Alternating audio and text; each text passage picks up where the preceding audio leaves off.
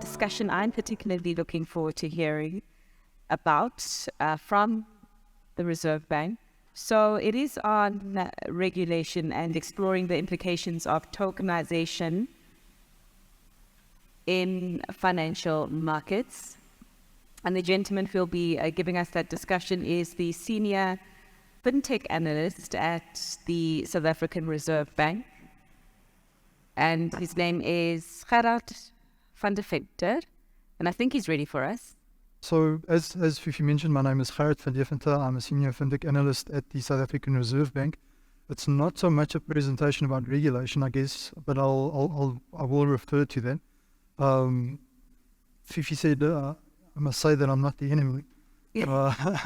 I guess it depends on your point of view. I often say that my role is to serve as a link between the regulators and the innovators, but I do work at the regulator, and I think that is a very difficult role. So sometimes we get criticized if we want to intervene too early because we might be stifling innovation, but if things go wrong, then we get criticized as well. So I do think that it is a very difficult role, and I guess perceptions may vary. I was at an event earlier this week, and I was told to just tell people why I'm the one talking to you.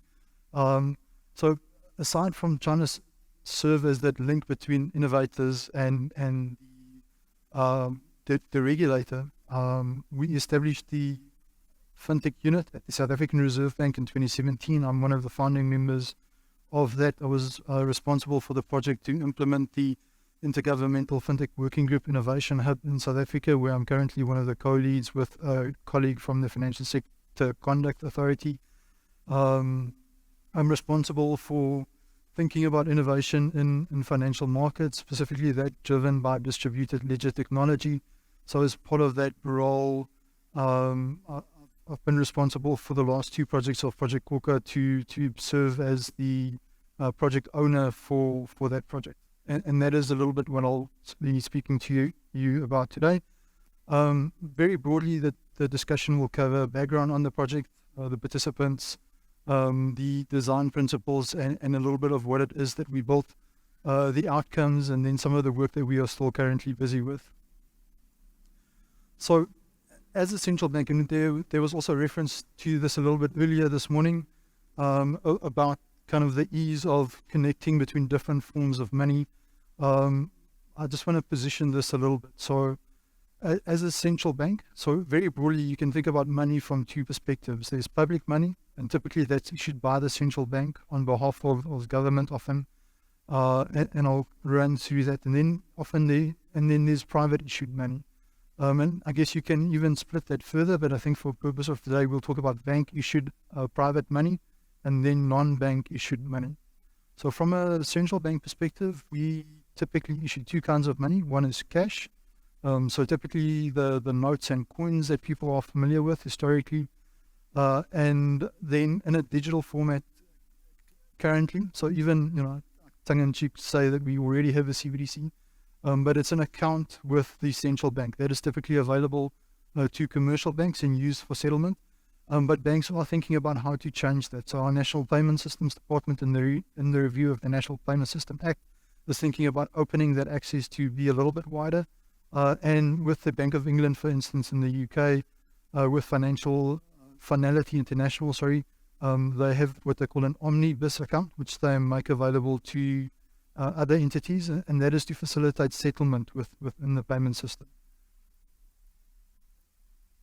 If we think about the evolution of money, so those two forms of money, then there's exploration surrounding retail CBDC and wholesale CBDCs. So it's along those two lines. At the South African Reserve Bank, we've recently completed a project to look at the feasibility, desirability, and appropriateness of a retail CBDC for South Africa. Currently, that is an internal project, and we are considering the way forward. I say we, so maybe I should also put in the typical central bank disclaimer: views are my own, not necessarily that of my employer. And then the wholesale CBDC is Project Khokha, what we are talking about. The SARB also participated in Project Dunbar. So thinking about a multi-CBDC is not a a different CBDC. It's either retail or wholesale, but it's issuing multiple CBDCs on a single platform. So we need to think about that and what the implications are, typically to facilitate or improve cross-border payments. If we think about banking, not sure why I went party, but there typically is deposits, so the creation of money through the extension of credit by commercial banks, and then in South Africa, e-money. So according to the NPSD directive of 2009, it can only be issued by commercial banks in South Africa. In other countries, it's often non-bank financial entities that issue e-money. And then commercial banks are also thinking about stable coins. One of the terms that is becoming popular at the moment is tokenized deposits, driven, I think, a lot by JP Morgan and JPM Coin. But also USDF initially positioned itself as a stable coin, but I think the more they think about it, they're also starting to call themselves a tokenized deposit. I think regulation will also play a role there. So the BCBS, the Basel Committee on Banking Supervision, brought out a paper towards the end of 2009 in terms of the treatment of crypto assets by commercial banks. And then it talks about the weighting of different types of crypto assets and the capital treatment thereof. And typically, a tokenized deposit could potentially be treated like an existing asset. So if you tokenize a deposit, it could potentially be treated similarly, but you do need to think about some of the risks inherent in the technology and kind of the innovation that it enables. But commercial banks are thinking about that. In South Africa and other countries, we have to convert that into regulation, which should be coming into effect from the 1st of January 2025. Then related to that, and the reason why there's an overlap, there's been experimentation, for instance, by the Fed in the US with what they call a regulated liability network. So it's one DLT platform upon which different regulated liabilities are issued, including potentially central bank money as well as commercial bank money and regulated stable coins. So there's always different definitions on some of these things. But the head of the BIS recently in a speech referred to unified programmable ledgers. In terms of the non-bank, so also in Project Khokha 2X, we're looking at some of this of bank-issued stable coins and what the implications are of that. And then from a non-bank perspective, there's e-money, as I mentioned, in other countries. And then I think that the reason why many of you are here, so unbacked crypto assets, or Bitcoin, Ethereum, etc., and then backed crypto assets, so stable coins, and then developments surrounding DeFi, etc. So we do participate in global bodies at various levels. And what I mean by that is not only the South African Reserve Bank, but also the Financial Sector Conduct Authority. And we are thinking about the implications of these things. From a regulatory perspective, one of my colleagues will be on a panel later this afternoon. She chairs the Crypto Asset Regulatory Working Group in South Africa, and they are responsible for publishing the position on crypto assets in South Africa, and which the regulators then need to give effect to. Part of that is the declaration of crypto assets as a financial product in South Africa. That is only a first step in the regulation and an intermediary step. So that particularly also relates to the Financial Advisory, the FASE Act at least, and implications surrounding that. There still needs to be further developments surrounding prudential treatment, etc. Also from a National Payment Systems Department and how it gets treated. So regulation will follow, and the appropriate frameworks will follow from that. So if I move to Project Khokha 2, so that was publicly launched at the start of February 2021, to look at the policy and regulatory implications of DLT-driven innovation. So it's not to come to a conclusion in terms of whether we should implement or whether industry should implement, but it's to think about if this happens, what are the implications of that. The scope was to issue, clear, and settle debentures on blockchain salt debentures through an MVP, and to enable payment in both what we call a wholesale digital settlement token, or W token for short, and a wholesale CBDC. We were hoping to do an MVP at the start with the stretch goal of doing live transactions. We ended up doing more of a POC and changed the stretch goal to Project Khokha 2X, which I'll talk a little bit on towards the end. And then the output was a public report, which we released in April of 2022. So we had multiple stakeholders on the project, both from industry as well as from regulators. The active participants came through what we call the Money Market Subcommittee in South Africa. So we presented to that body. We said we're going to do this project. Those that are active in that body can join us if they have the desire and if they have the capability to do so. And then also a number of regulators. We worked with 2 technology service providers, and I'll mention them now as well, and then as well as a partner to help us with the publication or of the report. So if I move to the approach of the project, so there's some buzzwords in there, but it's collaborative. So as per the previous slide, we're working with a bunch of people in South Africa and industry, because it's only kind of through a collective journey that we reach a good conclusion in terms of what the implications are and an understanding surrounding that. It's also experimental. So we're practically doing something to inform our learning. So play to learn is one of the hashtags. And then it's exploratory. So we didn't want to set very strict boundaries. We wanted to tell the technical teams, please build and see what you can do, and let's see what the implications are of that. From a design principle perspective, the one-liner reference there is to a quote, or a one-liner from Henry Ford. That basically says if you had to ask his users at the time what they wanted, they would have said a faster horse, and he would not have designed a car. So we didn't want to be too restrictive in terms of the design. We think that the potential future is a multi-DLT world, so interoperability is quite important, so that had to be part of the design. Wholesale CBDC issued by the central bank with known entities, so private permissioned network was fit for purpose there. But the Khokha hub, and I'll touch on that in the next slides, has multiple stakeholders, and we wanted to replicate that, so a multi-system environment.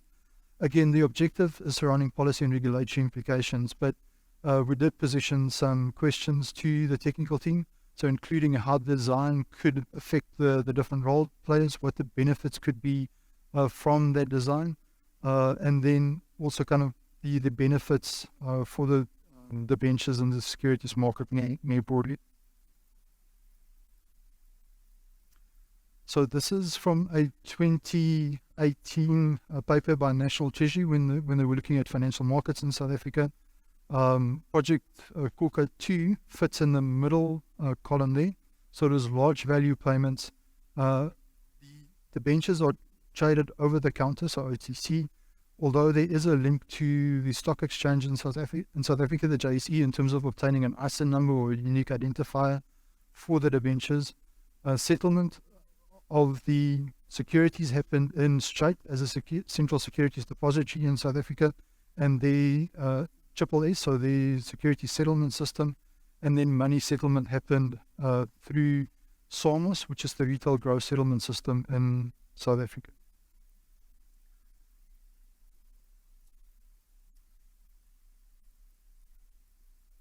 So the button is not playing with me.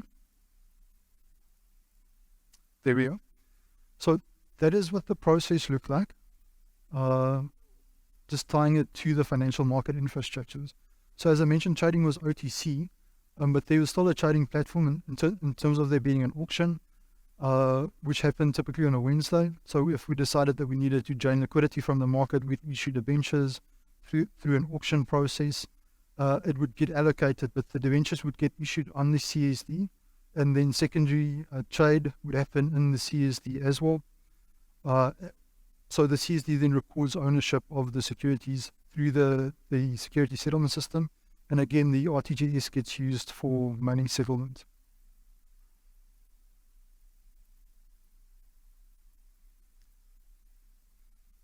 So I'm not sure if the battery is fading a little bit.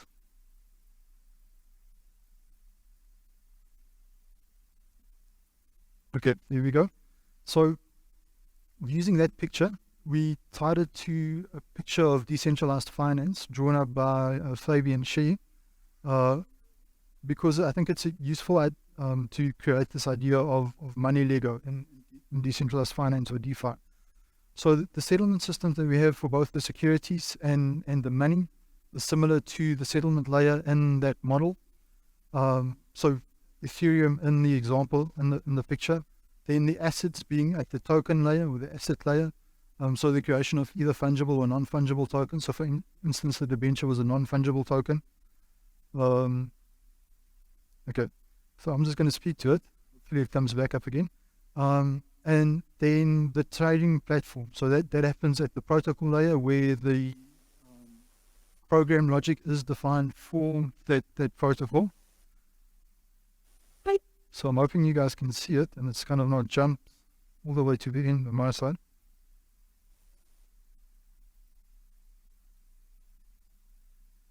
Okay. So, and then interoperability happening at the application and the aggregation layer.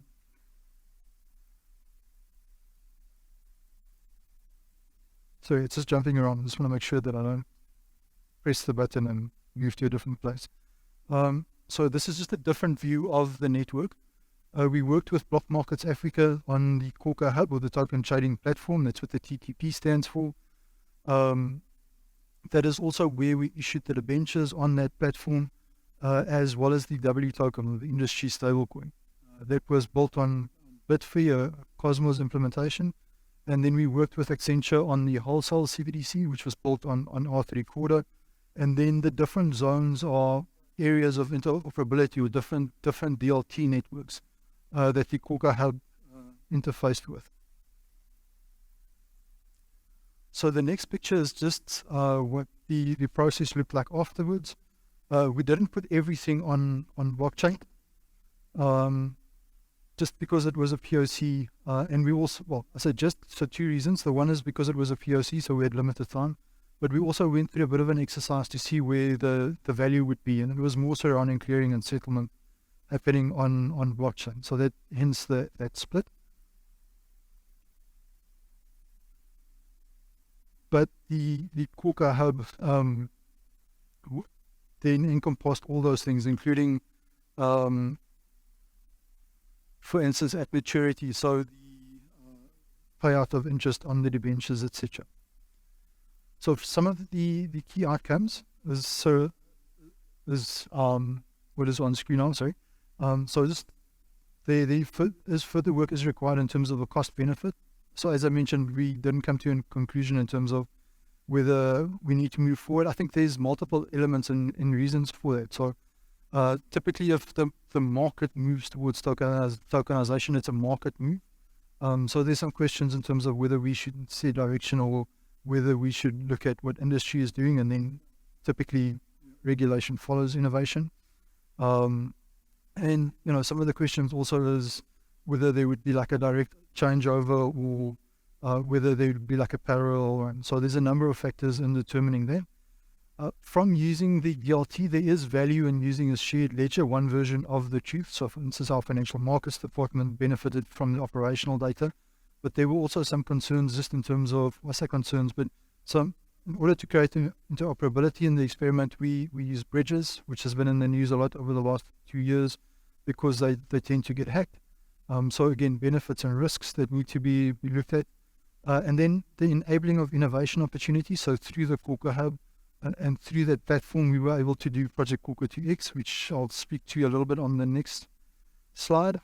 And then this idea of the current silo-based market is the way that it is by design. So the principles for financial market infrastructure speak about this. So risk is managed by putting it into these different silos, so that the silo is managed or focused on managing particular risk. So if we think about a CCP, so managing risk surrounding a counterparty. But with the money Lego idea, it takes that away. So through the interoperability that's created, you have a decentralized technology that centralizes operations and centralizes functions on that one platform. So we have to think about what's the benefits of that, what's the risks that it introduces. So like many, we say that we're technology neutral, but we can't be technology blind. The technology does impact on the risk and therefore potentially the regulation. So I think similar to Project Dunmore, we can say that we able to answer some questions, but also raise further questions in different areas. So looking at debenture tokens and the Khokha Hub, the National Treasury in South Africa is thinking about the Financial Markets Act and how that should be updated potentially.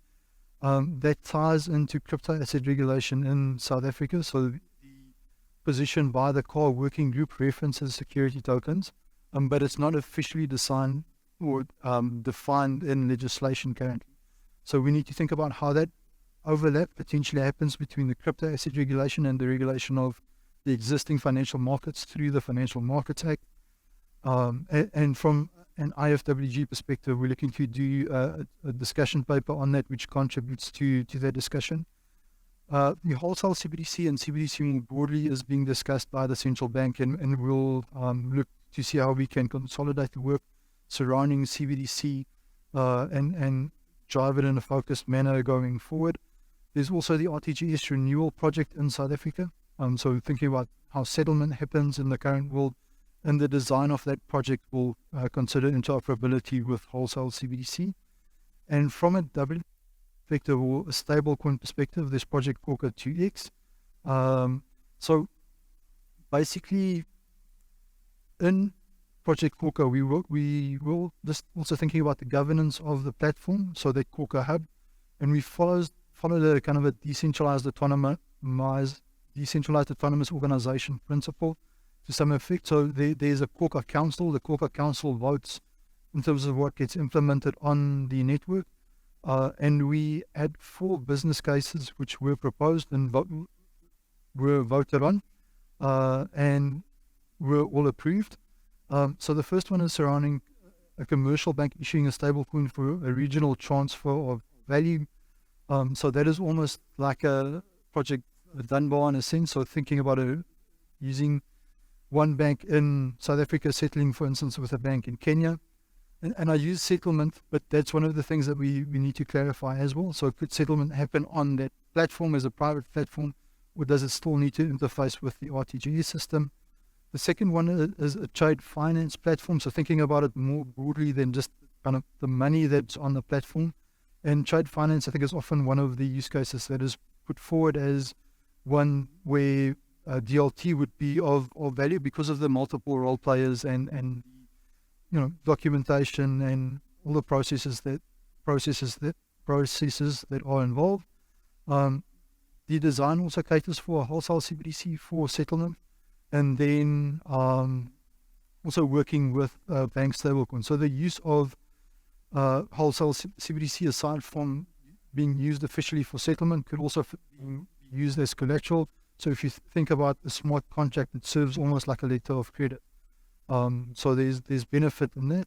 And then a banking industry stablecoin. So similar to the W token that we issued on the main project, but can be used for different use cases. So including thinking about retail use cases and how does the banks retain a relationship with their customer in this world. Also, so I see there's some discussions a bit later today surrounding custody, etc. as well, and wallets. So does the bank have to sometimes when we refer to the banks, talk about does there have to be a red wallet and a blue wallet, etc. And then privacy and what can they see surrounding the activities of other banks' customers on this network. There's also a business case surrounding asset tokenization, so tokenizing securities as an example. So I think NASPAS has been in the news, but if you tokenize a NASPAS security or equity, depending on where you're from, how could that potentially be traded in the secondary market, and then potentially even on other crypto asset service providers. So they also use a similar analogy to the DeFi money Lego and talk about an app store. So different people can build different dApps or modules on there to serve different roles in creating an app store. And then one of the participants also very generously offered to collaborate with the other banks on the project through their custodial wallet service. So I think the collaboration on the project has been tremendous.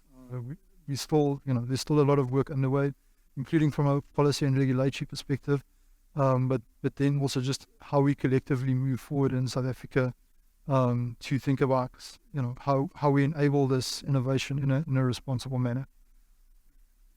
So,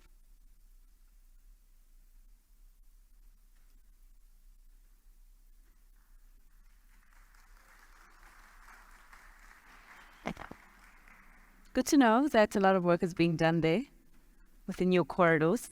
Any questions, briefly? Do you envision system changes being required? As I saw that you have work kind of plug and play Lego pieces for the system.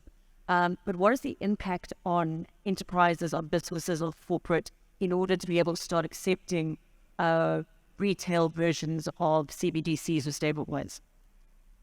So I think a lot of work still needs to be done on Intel CBDC. We haven't come out with an official position on that, but I think a large part of the considerations would be surrounding interoperability, ease of use. So I think ideally would not want to, and instance, have end users have to obtain separate devices to. We would obviously have to be interoperable with the system at large. So we don't want to create a separate system. So it's a bit of a short answer, but again, we'd not look to disrupt. We'd look to issue a product that fits within the market. Hope that makes sense. All right, perfect. Any other question? Okay, we'll just take that last question. Thank you. I've got a question. You mentioned that you're building your chain using Cosmos SDK. Is that correct? Yeah, we used Cosmos. Okay. So I'm interested to find out two things. Number one, how you run your validator network and whether it's open. And number two, whether you'll be supporting RBC. So two things. I think for us, the primary objective was not, and I think we said it even with the first project. So we're thinking about the broader implications, but we are not there yet in terms of like picking certain technology. So it was more about what service providers could enable in terms of the exploration, as opposed to saying that these are technologies that we are necessarily landing on. I think in some of the further discussions, so it's just the mic news, even in discussing the industry stablecoins, I think it is a bit difficult to land again on a specific technology. We're looking at principles and what it enables, interoperability, things like EVM compliance, etc. But it's not that there's a specific decision in terms of the origin at this stage. All right, perfect. I'm going to get into trouble now, but just smile. So I'm going to give you the question. Thanks, Fifi. Just a quick question around security tokenization. Is there a current framework that the Reserve Bank has to allow individuals or companies to possibly do like a security token offering?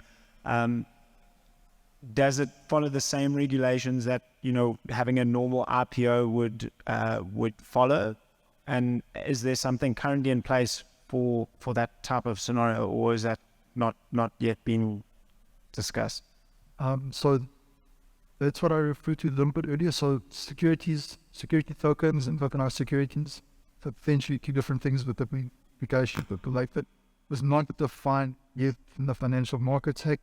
There is some consideration surrounding that and whether that would form part of the next update to the Financial Markets Act will potentially take a little bit longer.